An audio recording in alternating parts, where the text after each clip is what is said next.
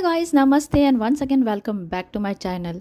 तो क्या आपको भी स्टोरेज की इशू होती है? मुझे तो बहुत ज़्यादा होती है क्योंकि कपड़े इतने सारे हैं और स्टोरेज करने के लिए जगह बहुत कम। तो मेरी स्टोरेज की इशू को कम करने के लिए ये मैंने वैक्यूम बैग जो है वो मंगाया था।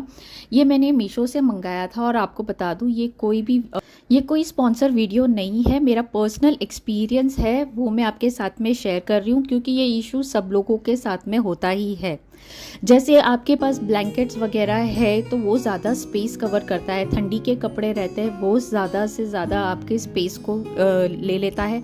तो उसे कम करने के लिए आप इस तरह के जो भी बैग्स है, वैक्यूम बैग आप सर्च करोगे तो आपको ये मिल जाएगा। ये मुझे सेट ऑफ 5 मिला था जिसमें एक की साइज़ अच्छी खासी बड़ी थी, 2 मीडियम साइज़ थे और 2 स्मॉल साइज़ थे। पहली बात तो मुझे ऐसा लग रहा था कि मुझे इसके लिए वैक्यूम क्लीनर की ज़रूरत होगी क्योंकि वैक्यूम बैग जिस तरह से मैंने एक आध दो वीडियो में भी देखा था, लोगों ने वैक्यूम यूज़ किया था। बट इसके साथ में ये पंप मिलता है और आप उसे यूज़ कर सकते हैं और सारा का सारा जो एयर है वो निकल जाता है और इस तरह से आपका बैग जो है पूरी तरीके से स्लिम हो जाता है। तो जो भी आपकी स्टोरेज की जो इशू होगी ना वो तो सॉल्व हो ही जाएगी। और बट इसका एक बात जो थी जो मुझे बिल्कुल अच्छी नहीं लगी वो ये थी कि इसका जो प्लास्टिक था वो थोड़ा सा पतला था। जैसे अगर आप इसे यूज़ कर रहे हैं तो बहुत ध्यान से आपको इसे यूज़ करना होगा। जैसे जरी वाले कपड़े हैं या कोई शार्प चीज़ अगर होगी तो उससे आपको ये प्लास्टिक में डालते टाइम पे सावधानी देनी होगी, वरना ज़रा सा भी अगर ये फट गया तो फिर ये यूज़लेस हो जाएगा, इट इज़ वर्थलेस, फिर आपको काम नहीं आने वाला।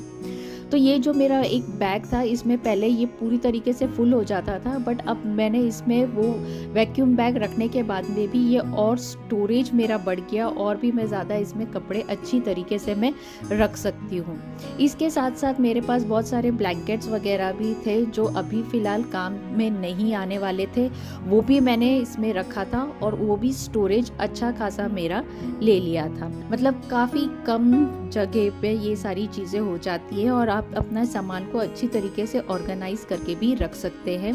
तो जो मेरा वार्डरोब पूरा भरा हुआ नज़र आ रहा था कपड़ों से, अब जो अनवांटेड कपड़े हैं वो एक साइड में हो गए हैं और आपको जो चाहिए वो आप इस तरह से सेटिंग लगाकर आप रख सकते हैं। और इस तरह से और भी जो सारे कपड़े थे मेरे पास वो मैंने इस तरह से प्लास्टिक बैग में फ़ील कर दिया था। और अच्छी तरीके से आपको फ़ील करना है क्योंकि शार्प चीज़ कुछ भी होगी तो फिर आपको पता है बैग फट भी सकता है और प्लास्टिक है तो कोई ज़्यादा गारंटी नहीं है। और इस तरह से आप आसानी से इसे पैक कर सकते हो, इसका सारा जो कुछ भी हवा एयर जो भी है वो निकल जाता है। और आप देखो करके कि ये वार्डरोब में जब मैंने इसको प्लेस किया तो बहुत ही अच्छी तरीके से यूटिलाइज हो गया। और यहाँ पर शाम को मैं निकल गई थी मेरे काम के लिए। अगर आपको पता नहीं है तो मैं बता दूँ, I am a vastu consultant and a numerologist. तो यहाँ पर मैं एक फ्लैट देखने के लिए आई थी जिनको लेना था, उन्होंने मुझे यहाँ पर बुलाया था देखने के लिए कि ये फ्लैट की डायरेक्शन कैसी है कैसी नहीं है। तो जैसे मैंने आपको पहले कहा था एक आध दो ऑप्शन होती है तो चूज़ करने में बहुत अच्छा होता है, वरना कभी कभार ऐसा होता है जो फ्लैट एक प्रॉपर डायरेक्शन में होती है, पॉजिटिविटी लगती है आपको, तो वो एक फर्स्ट फ्लैट देखने में ही वो पसंद आ जाता है। तो बस हमारा काम इतना ही होता है कि आपको अच्छी तरीके से गाइड कर सके और एक अच्छा घर आपको दिला सके, चाहे वो रेंट पर होने दो या आप ओन फ्लैट आप परचेज कर रहे हो वो होने दो। तो मेन होता है एक प्रॉपर डायरेक्शन। 1 hour later. यहाँ नेक्स्ट मंथ मैं जाने वाली हूँ मेरे इन लॉज के यहाँ पर, तो हम सब जाएंगे दिवाली में। तो मैं अपनी साड़ियाँ निकाल रही थी और उतने में आरना यानी गुनगुन ने मुझसे कहा करके, मम्मा मुझे ये साड़ी बहुत अच्छी लग रही है, आप मुझे ये साड़ी पहनाओ। एक पर्टिकुलर एज पर आने के बाद में बच्चों को साड़ी बोलो सलवार कमीज़ पहनो, उनको ना बहुत अच्छा लगता है। मैं भी इस एज में थी तो मुझे भी बहुत अच्छा लगता था कि मैं मेरी सिस्टर्स के सलवार कमीज़ वगैरह जो होते थे वो पहनूं। और एक बार जब आप 10th में जाते हो, फेयरवेल होता है, तो साड़ी वगैरह पहनने का आपको बहुत ज़्यादा मन करता है।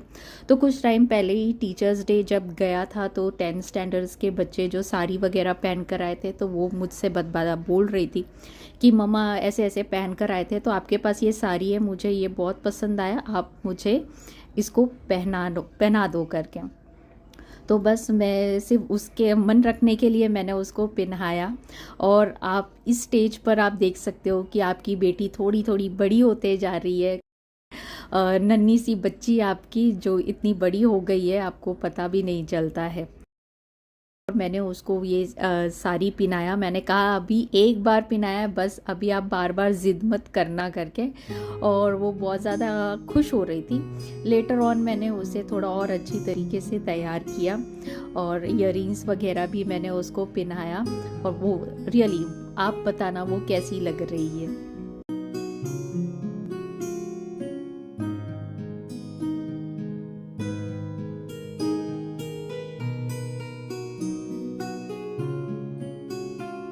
और यहाँ पर शाम को हम लोग सब मिलकर मम्मी के यहाँ पर गए थे, क्योंकि आपको पता होगा या नहीं मुझे पता नहीं, बट जितिया करके एक त्यौहार होता है जहाँ पर सारी लेडीज़ जो है, जो माँ होती है बेसिकली, वो फास्टिंग रखती है अपने बच्चों के लिए। और ये यूपी, बिहार, झारखंड, साथ साथ में वेस्ट बंगाल में भी बहुत ज़्यादा माना जाता है इस त्यौहार को। जो लोग जहाँ रहते हैं वो सारे लोग इस चीज़ को सेलिब्रेट करते हैं। और इस तरह से हम लोग ने बच्चों के पैर में आलता लगाया था। आलता शुभ होता है लगाना, तो आप चाहे तो लगा सकते हैं। और बच्चों को तो ज़्यादा मज़ा आता है लगाने के लिए। उनको डर भी था, स्कूल भी है, फिर भी उन्होंने लगाया। यहाँ पर गणपति बप्पा जो हमने बनाया था, जिनकी स्थापना की थी, वो आटे का गणपति हमने बनाया था। ये मेरी सिस्टर, एल्डर सिस्टर, वो बनाती है। बहुत ही अच्छा लगता है करके जब वो बनाती है। हर एक साल वो ही बनाती है। और सारे बच्चों ने इस तरह से पूजा किया। यहाँ पर पूरा सुबह से लेकर दूसरे दिन तक उनकी पूरी फास्टिंग होती है।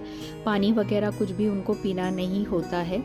और ये श्राद्ध के महीने में होता है, तो एक तरह से ये पूजा हो जाने के बाद में नेक्स्ट डे मॉर्निंग में मम्मी जो है वो 5 अलग अलग तरीके की सब्ज़ी बनाती है। और वो सुबह जाकर देना होता है, जो कहते हैं ना करके कि कौवे जो होते हैं उनको खिलाया जाता है, कि ऐसे एजन पुरखन जो होते हैं, आपके पितर जो होते हैं, वो ये खाना खाते हैं। एक रेमेडी के तौर पे ये भी होता है, जिनका जो इशू होता है पितृ दोष का, या साउथ वेस्ट में जिनकी कोई तकलीफ़ होती है, तो उनको ये सारी चीज़ें करनी चाहिए। रोज़ नहीं, हफ्ते में एक बार आपको कुछ ऐसे चीज़ों का दान करना चाहिए, या तो कौवों को खाना खिलाना चाहिए, स्पेशली उनके लिए जिनका साउथ वेस्ट कॉर्नर में इशू आता है या पितृदोष जिनका होता है।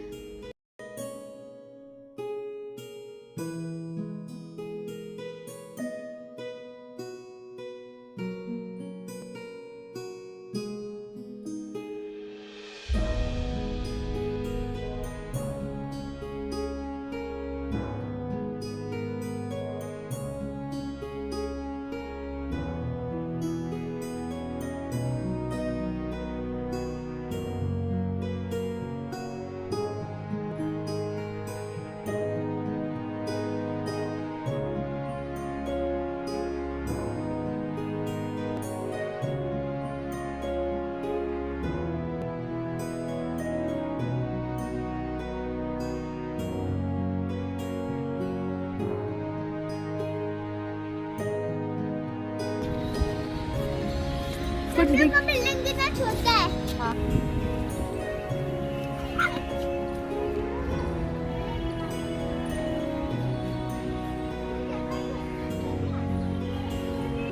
तो सारे के सारे टेरेस पर चले गए थे खाना देने के लिए, क्योंकि कौवों को खिलाना होता है, इसलिए बच्चे भी इंतज़ार कर रहे थे। दो घूम रहे ऊपर। तो ऊपर टेरेस से जाकर आने के बाद में सारी माएँ जो होती है वो अपना फास्टिंग तोड़ती है, उसके बाद ही ये प्रसाद बांटा जाता है। और सारे बच्चे बैठे थे एक साथ में, और केले के पत्ते में उन्हें बहुत ज़्यादा एक्साइटमेंट थी कि कब हमें केले के पत्ते में खाने को मिलेगा, क्योंकि नॉर्मली रोज़ तो हम नहीं खाते केले के पत्ते में। त्यौहार में, इसी त्यौहार में ज़्यादातर हम केले का पत्ता यूज़ करते हो, तो आप समझ सकते हो कि उनकी एक्साइटमेंट कैसी होगी। तो ये इस तरह से सब बैठ के यहाँ पर प्रसाद खा रहे थे।